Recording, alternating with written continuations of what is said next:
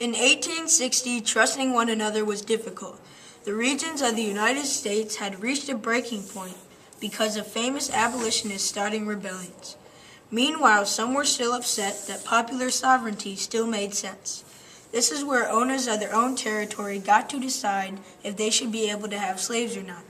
All of this madness piled up on top of the upcoming election of 1860 by Lizzie, Dakota, Owen, and Josh. The Democrats could not choose a Democratic candidate. This election had the Northern Democrats wanting candidate Stephen Douglas, but the Southern Democrats favored in the current Vice President, John C. Breckinridge, who supported slavery. Then a new Democratic Party was established. This was the Constitutional Union Party, which was represented by John Bell.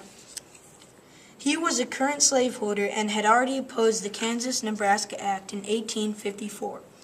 Although during this time the Republican candidate William Seward was taken over by Abraham Lincoln, who didn't agree with slavery, but agreed not to abolish slavery where it had already existed.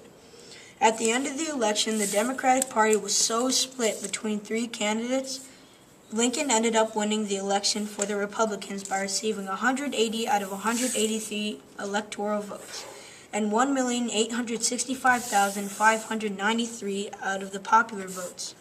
Lincoln did all this without winning any of the slave states. Many Southerners were upset of the result of this election because it showed that the South was losing its former power in the nation. This also caused multiple South states to withdraw from the United States to conform the Federate States of America, who would eventually oppose the Union states in the Civil War.